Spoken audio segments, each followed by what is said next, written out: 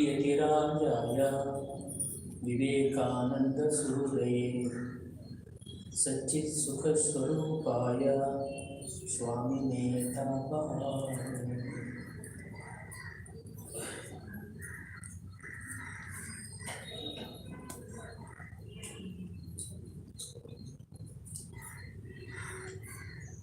Dear Swamiji's and my dear devotees,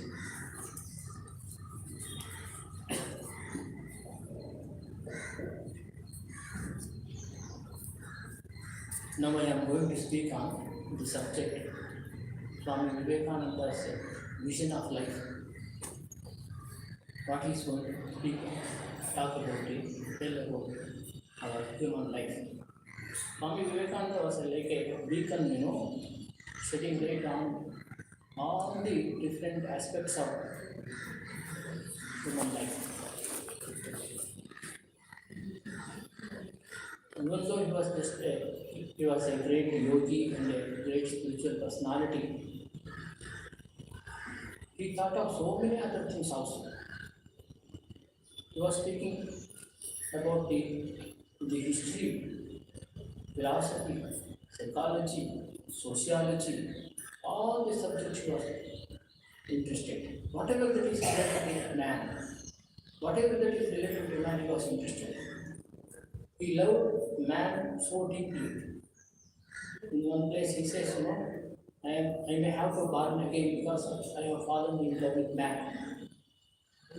Every aspect of human life he touched upon. So that is why this concept of life, human life, man's life, is also very important point to be noted. And he has got his own original way of putting these ideas. When somebody asked him, what is life? He said, life is unfoldment and development of a being under the circumstances tending to press it down. It's a very profound statement, having so many different kinds of significance, deep significance. According to Swami Vivekananda,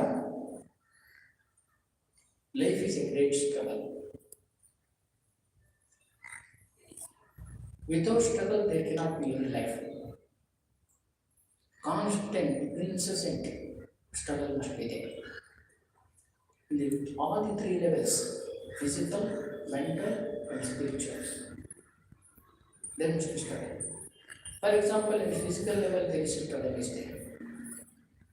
There are innumerable diseases are there. All the moments, every moment they are trying to affect the system, physical system.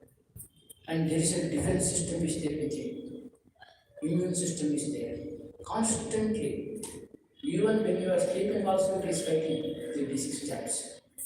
The moment the fight stops, immediately we succumb to all kinds of diseases. So there is a physical level also, there is a constant fighting is going on, struggle is going on to survive. And there is a mental level also, there is a constant struggle is there. There are Arishad Vargas are there. You have to constantly fight them out. Without fighting them, it's not possible to survive mentally also. We cannot have mental peace, mental happiness, all these mental negative emotions. For our own happiness, for our own mental healthy survival, we have to constantly fight against these negative emotions. So mental level also there is a constant struggle is there. At spiritual level also there is a struggle. Without struggle, you can't achieve anything truly. We must always try to suppress our own mental modifications. And mind must be subsided. All the activities of the mind must be subsided. And we have to struggle for it. Then what happens, the spiritual realization dawns. So that's why there in the spiritual level also there is a struggle is there. In all the three levels there is a struggle is there.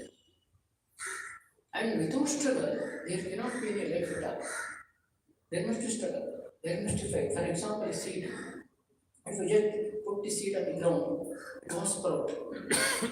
You have to cover it with mud and put some water. Then what happens, it struggles to come out. There is a constant struggle. Even though it is so soft, though still it uncovers. If there is some kind of stone is there, it put it aside. Then it comes out. There is a struggle is there. For example, there is a butterfly is there. It builds itself for itself a shell, and within that it grows, and it breaks it open and comes out. There is a struggle. So in that way, there is a constant struggle is there in every aspect of life, in every field of life. So that is why Swami Vivekananda always said, struggle is the sign of life. Without struggle, there cannot be any life at all. In death, there is no struggle. No struggle, no fight. That's why in English they say, the life is, death is a relaxation. Life is taxing, death is relaxing. So that means life is always correct. Now, let us try to analyze the statement, a profound statement of Swami Vivekananda. Life is the unfoldment and development of a being under the circumstances taken into Christian down. What is unfoldment? Unfoldment refers to manifestation of potentialities within ourselves. There are so many different potentialities out there within us. We have to manifest that one. To manifest that one, there must be struggle. So, how to manifest these things? For example, there are different potentialities are there. Different capacities are there. Talents are there. Love and charity is there. Innate goodness is there. Generosity, and ultimately, there is a potential divinity within us. You have to manifest all these things stage by stage. For example, there is a capacities and talents are there within ourselves. Power is there within us, knowledge is within us, everything is within us. According to Swami Vivekananda, nothing, we don't have to borrow anything from outside. We have to only manifest these things. So, how to manifest this power, this kind of power and capacities and all the talents? We have to do that with incessant activities, constructive activities, fruitful activities, creative activities. Through these things, we must be able to bring out our own capacities and talents. Without that activities, nothing can happen. In English, there is a very beautiful saying is there. Firefly can shine. Firefly, can shine only when it is on its wing. ಅದು ಹಾರ್ತಾ ಇದ್ದಾಗ ಮಾತ್ರ ಚೆನ್ನಾಗಿ ಪಳಪಳ ಹೊಳೆಯುತ್ತೆ ಅಲ್ವಾ? ಇಬ್ಬರಿಗೂ ಕೂಡ ಹಾರ್ತಾ ಇರಬೇಕು, ಯಾವಾಗ ಕೂಡ ಹಾರ್ತಾ ಇರಬೇಕಂದ್ರೆ constantly in activities. So similarly, and constantly when you are active, then only our capacity will come out. Our all talents will come out. So that is a constant activity is necessary. But bring out all the capacities hidden within ourselves. The mental and physical capacities. So that is one thing. There is another manifestation is there. The love and charity is there. Swami Vivekananda emphasized the service activities. Why he has given so much of emphasis for service activities? There is love and charity within ourselves. It is innate in ourselves. Our real nature. It's a manifestation of our real nature. To manifest this one, we have to indulge ourselves in different kinds of service activities, feeling for others, feeling for the sufferings of others. We must have that great feeling for others. With that feeling for others, with that love and compassion for others, then we will be able to manifest that kind of love and charity which is hidden, is innate in our nature. So there also the manifestation of potentiality is very essential to do the service activities. That is why Swami Vivekananda gave so much of emphasis on service activities. So we should not remain confined to within himself. Swami Vivekananda go to the extent of saying that if a person struggles and undergoes spiritual practices only for his own mukti, he will go to the recess. So that means expansion of consciousness is necessary. That is spirituality, spiritual growth. To expand our consciousness, we have to have concern for the society. That is why Swami Vivekananda's famous statement is there. No one can achieve one's own good without at the same time promoting the good of others. So if I have to grow spiritually, morally, in every respect, in every aspect, I have to have concern for the good of the society, good of others also. So neglecting others, neglecting the whole society, I cannot thrive in any field of activities. So that is why Swami Vivekananda gave so much of importance to the service to the society, service to humanity. This is one thing. So through the manifestation of our own love and charity within ourselves, we have to serve the society. Then there is a innate goodness within us. We have to manifest that one. How to manifest that one? By practicing moral disciplines. So when you start practicing moral disciplines, naturally what happens, our innate goodness will manifest. And after that, what happens, our moral practices, moral life becomes so natural with us. So natural. In the beginning, it is a great effort. You have to put so much of effort, personal effort, to be moral, to practice morality. But when it becomes natural, then what happens? It is so easy. It becomes natural for me. It is my real nature for me. It becomes my real nature. I don't have to struggle for it. Just be. That is why there is two aspects of morality. One is ethics of doing. Another is ethics of being. Ethics of doing, doing moral activities, being moral. Because there may be some kind of, fear must be there, external forces are there. Because of all these things, I try to be moral. Is it being, this is doing morality, doing ethics, the ethics of doing ethics. I try to be moral, but inside, I may not be so good. Being moral is most important. Within myself also, I must be moral. I must be free from all kinds of, negativities. I must be free from all negative emotions, hatred, jealousy, all these things. That is morality.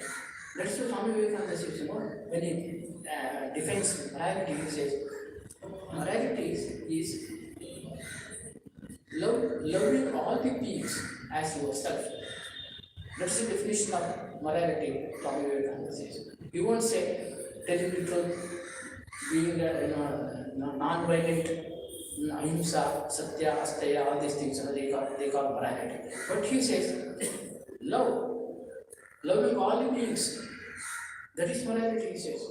When we are able to love others, naturally, all these things, the moral disciplines will come to us naturally. We don't have to study for it. For example, just think for yourself. If I love a particular person genuinely, I will never be able to tell a lie to him. I will never be able to hurt him in any way, hurt his feeling, or do something which hurts him. I will never be able to do that. So, if the love is there, love for all is there, love for humanity is there, naturally, all the moral disciplines will come to me automatically, spontaneously. I don't have to study for it. I don't have to think so much deeply about it. So that is why Swami says, the ethics being is most important, not just ethics of doing. So that is why Swami Vivekananda says, manifestation of love and charity and goodness, everything comes when all these in potentialities are manifested. That's why Swami, another important ultimate manifestation according to Swami Vivekananda is the manifestation of divinity within ourselves. Each soul is potentially divine. The goal is to manifest the divinity. And Swami Vivekananda says, manifest the divinity and everything else will harmoniously arrange around it. And all other things will come. Swamiji said a famous statement is there, Swami Vivekananda statement, you all must have heard so many times. The power will come, glory will come, goodness will come, purity will come, everything excellent will come when the sleeping soul is roused itself into self-conscious activity. When the sleeping soul, this divinity within us manifests itself, all the noble qualities will come. All the noble values will come. We can't derive values from the matter. We can derive values from the only spiritual source within. So we have to go within. Then only through that only all the higher values will come to us. So that is why Swami Vivekananda gave so much of importance for the manifestation of divinity. So these are the different stages of manifestation. This is unfoldment refers to this kind of manifestation of all the potentialities within us. That is how life evolves. Life evolves. In stage by stage we evolve. Another important term that Swami Vivekananda uses is the development, unfoldment and development of a being, he says. What is development? Development refers to growth. We can't attribute growth to our divinity, our soul within. It's a spiritual. It's always same. There is no growth for it. We can't attribute any kind of growth to it. Here, the development or growth refers to the physical and mental being. Physical growth and mental growth. When the appropriate physical and mental growth takes place, the manifestation of divinity takes place. So that is why you have to facilitate the spirit or the divinity to manifest by developing our own physical and mental beings. So that is why the growth always refers to the physical and mental, and growth is always from within. We can't put something outside and grow it. It's not possible. Even if you put something, take something, so many other things also we take, food we take, air we take, everything we take. But in spite of that, growth is always from within. Just taking the food, etc., we will not grow by just taking that. Something happens within also. Because of that only, growth takes place. If you feed a dead body, it will not grow. Don't grow. We can swallow that, that's all. You may just become a big. But that's not growth. It's not growth. Growth is always from within. So there is a nice, very beautiful saying is there in English. When the egg is broken from the external force, life ends. When the same egg is broken from the internal force, life begins. Life begins. So that is why the growth is always from within. But there is for growth also, there must be constant struggle must be there. Constant struggle. There are so many forces are tending to press it down. It won't allow me to grow. In psychology, Abraham Maslow speaks of two things. One is the growth, another is safety. There is two tendencies of them. Growth tendency also is there. The safety tendency also is there. Safety, I want to be safe. I want to be safe. At the same time, there is urge to grow also. They always go contrary to each other. You have to somehow or the other take the risk.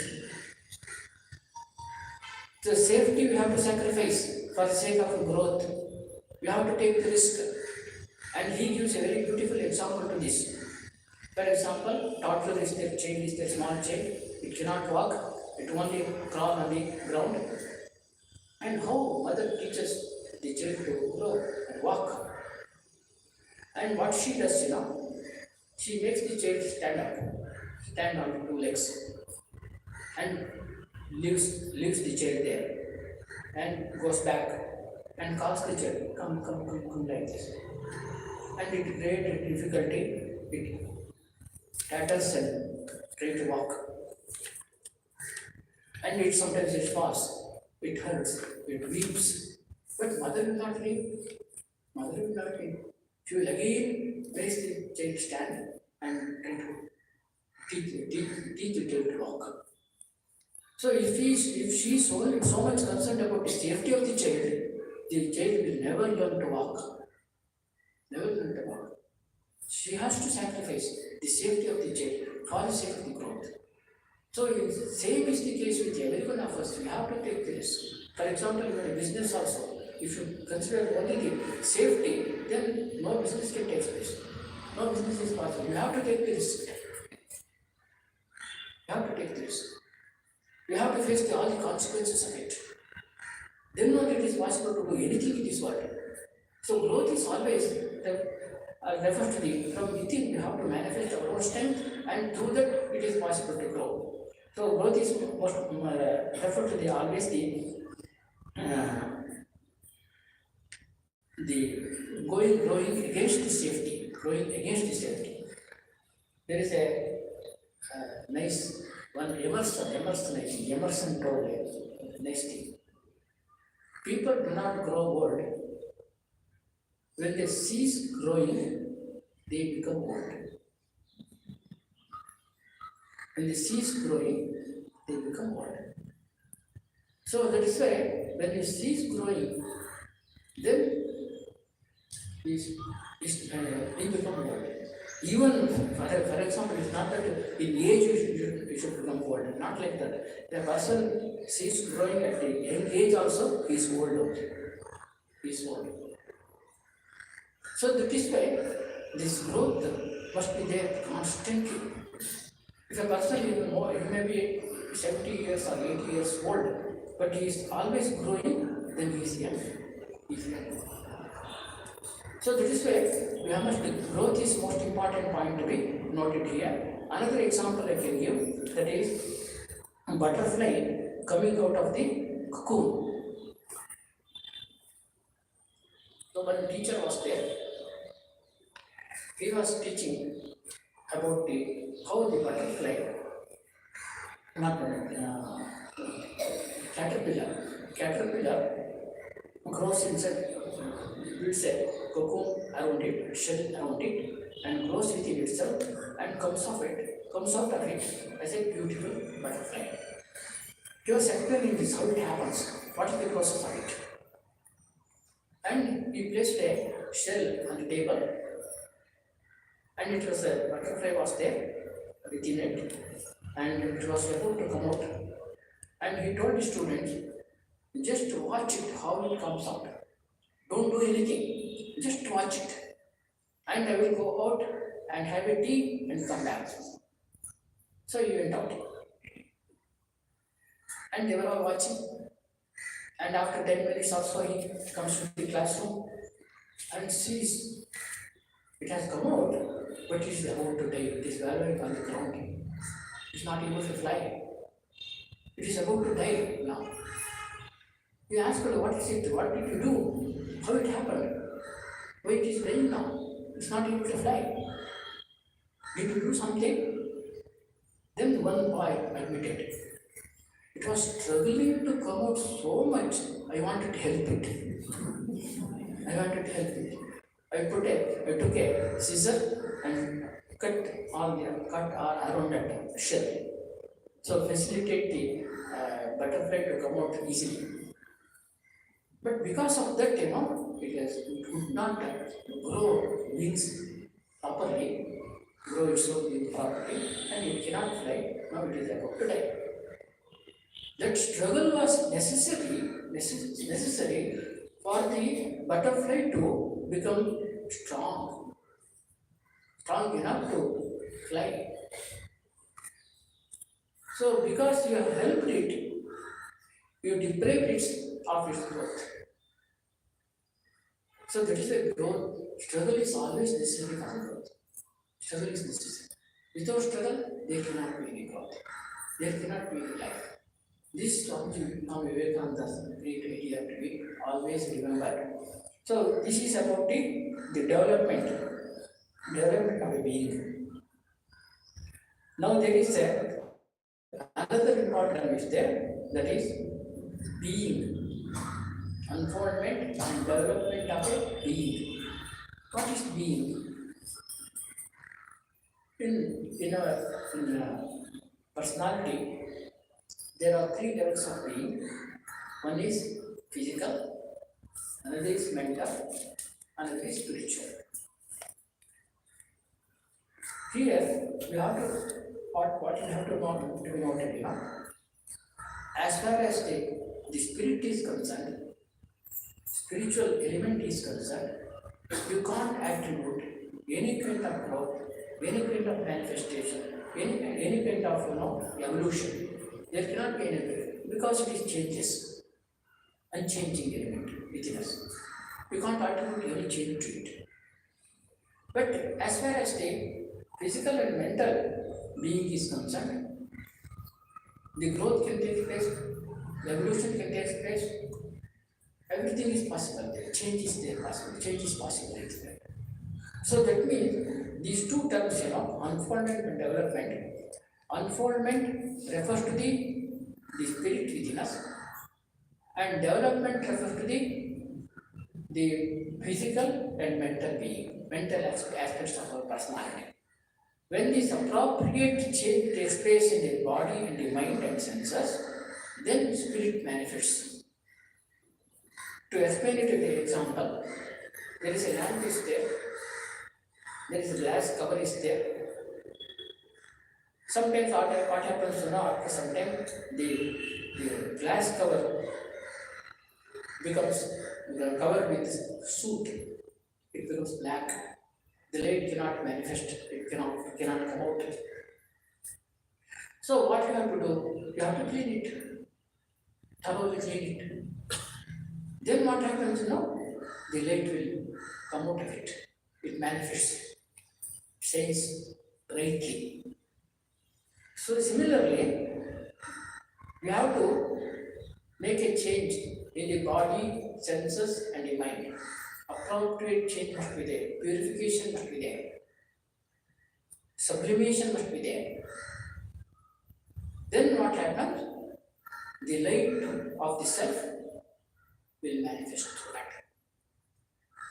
This is why this unfoldment refers to the manifestation, refers to the spiritual aspect of our personality, and development refers to all the other aspects of our personality. The body, senses, mind, intellect, everything, all other aspects of our personality. So these are the two important things we noted here. So another phrase that we come across in this statement is circumstances tending to press it down. There is different kinds of, as I already told you, there are so many circumstances are there, so many events are there, aspects are there, which always come in the way of our development and manifestation of our potentialities. No circumstance will arise easily. We can't expect any conducive circumstances for our manifestation, for our own development. There is always some kind of contradictions are there. So constant fighting must be there according to overcome all these hindrances for the manifestation of the divinity within ourselves. Manifestation, there is a fighting of the disease. I already explained all these things. Constant physical survival, constant struggle must be there against the disease germs. For the survival of the mental peace and healthy mind, we have a constant struggle with all these Arishad Vargas, negative emotions, negative thoughts, all negativities must be overcome. So similarly, there are different levels of struggles out there. The circumstances will not allow us to manifest ourselves, develop ourselves, so we have to struggle constantly. So we will move on to another definition of the life given by Swami Vivekananda. He says, the awakening of the soul to its bondage and its efforts to stand up and assert itself. This is called life. This is a very, very beautiful, very profound definition of life. Success in this struggle is called evolution. Only Swami Vivekananda can give such kind of original definition of the life. So he says, awakening of the soul to this bondage, that means we must become aware of our own bondage in which we are. Then know that the freedom is possible.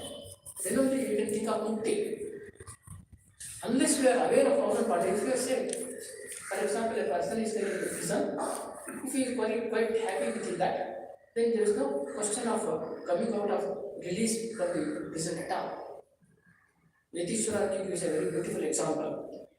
Joke is there. That is a joke. There is a mine was there, one mine.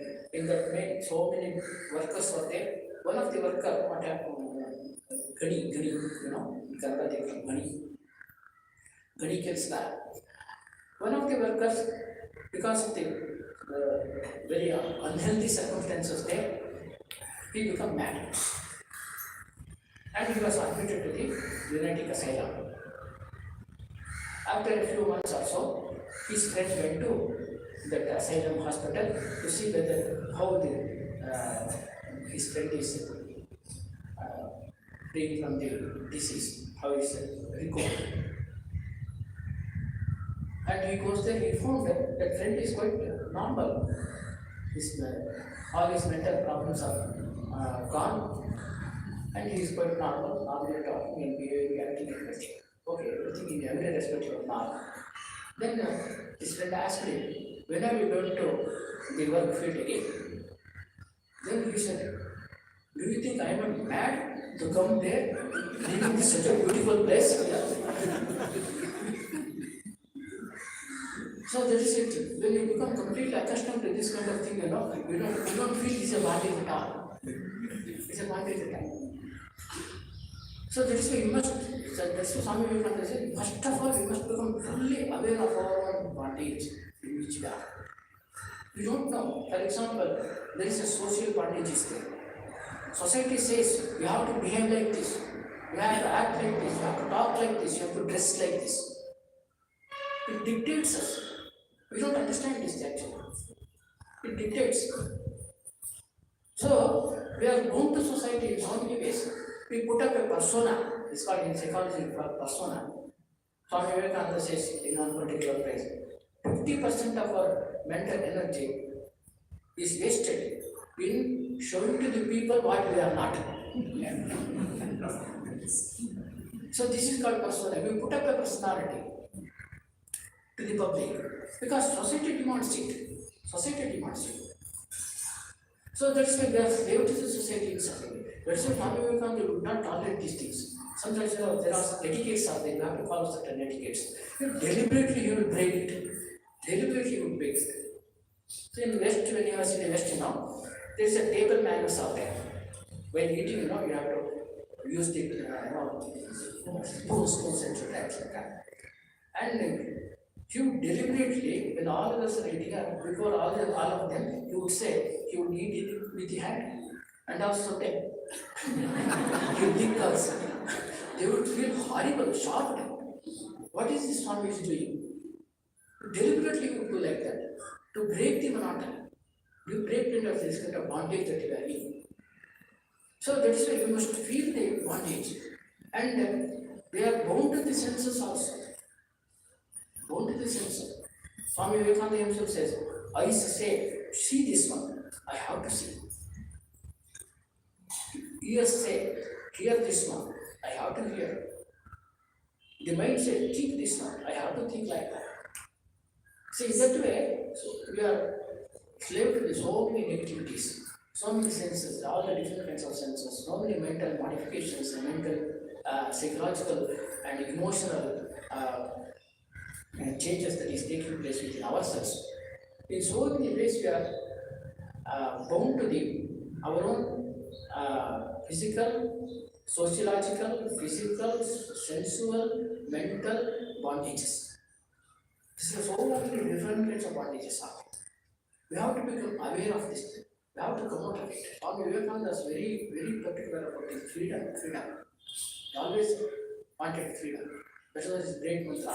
Mukti is my great mantra, he would say. Mukti, freedom is my mantra. So that is why Swami Vivekananda wanted to be aware of the struggle that is going on. When we are able to become, when we are completely, fully aware of our own bondages, then only we assert ourselves. No more bondage. I want to be free. So that means an inner call for freedom, that is real spirituality, according to Swami Vivekananda. That is spirituality. When we are completely aware of our own body, then only spiritual struggles starts. Spirituality opens to ourselves. So this is one of the important definitions Swami Vivekananda gives, and success in this struggle is called evolution, as Swami Vivekananda puts it. We shall consider another definition. We are lamps, and our burning is what we call life. We are lamps. Our burning is what we call the life. So that means we have to burn bright. We must be very bright with wisdom, intelligence and wisdom. Then only the life becomes really enjoyable. Not through sense enjoyment, not through any kind of physical or sensual enjoyment. So real enjoyment takes place only when you are able to manifest our potentialities. That gives us a real sense of fulfillment. The fulfillment only gives us real joy. Evolutionists are of the opinion, when the evolution comes to the level of man, the happiness derived there is through the sense of fulfillment, not through sense enjoyment.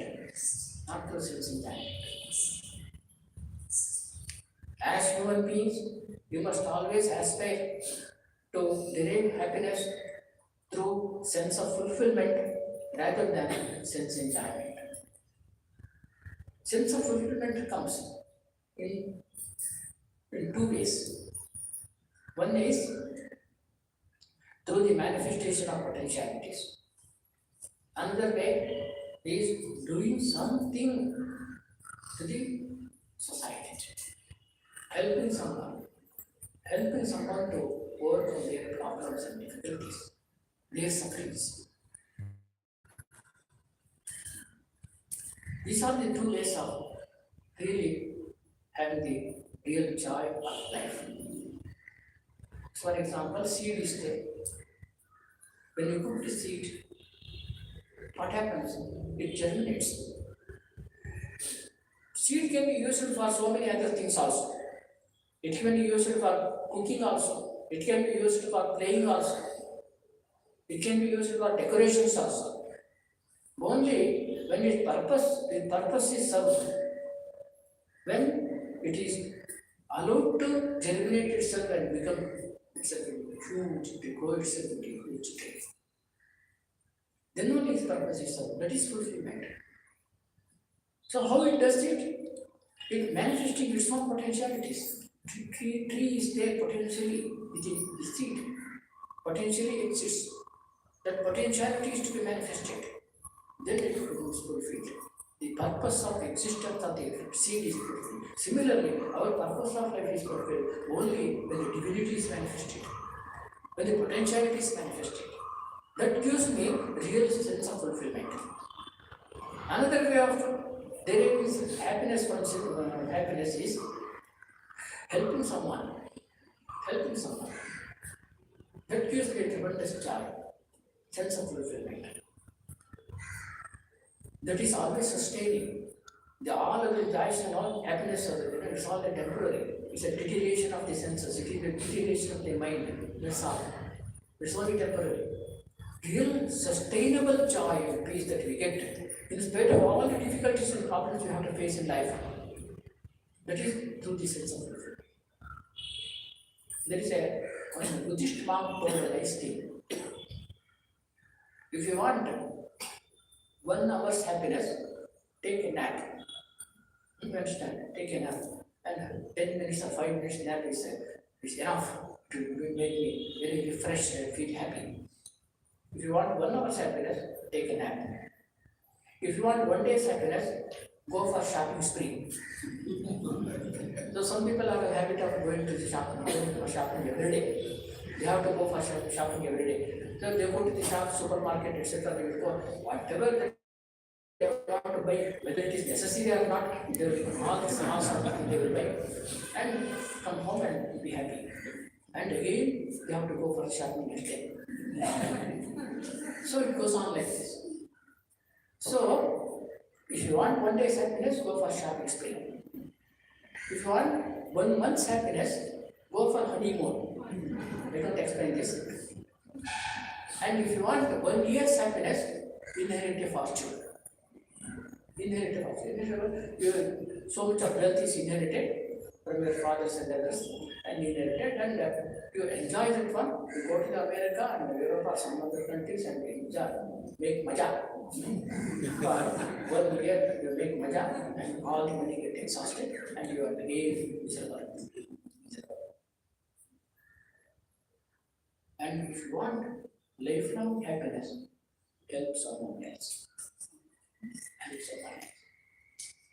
And he goes further. If you want eternal happiness, know thyself. Know thyself. Our own nature, spiritual nature, you have to know. You have to realize that gives you eternal happiness. Whatever may be the difficulties and problems you have to face, it will not disturb. I will always be happy. Holy Mother used to know, Holy Mother suffers so much, so much. No end of suffering for us. So all her own people, her own devotees and relatives used to trouble her so much. In spite of all that, she says, I don't know what is Ashanti. Ashanti ಅಂತಂದ್ರೆ ಏನು ಅಂತ ನನಗೆ ಗೊತ್ತಿಲ್ಲ ಅಂತ ಹೇಳ್ತಾರೆ. People come and say, Mother, I don't have peace of mind, what to do? I don't understand what to say, she says, because I don't know what is peacelessness. Ashanti ಅಂದರೆ ಏನು ಅಂತ ನನಗೆ ಗೊತ್ತಿಲ್ಲ ಅಂತ ಹೇಳ್ತಾರೆ. ಅಂದರೆ in spite of all some suffering, she was so peaceful with you, so happy with you. How it happened? How it happened? That is it, because she was deriving happiness and peace from the spiritual source within. When you are able to derive your own spiritual source, all the succor, love, succor, happiness, everything, sustenance, then only you will be able to be happy in spite of all the circumstantial problems and difficulties. So that's why you have to burn bright.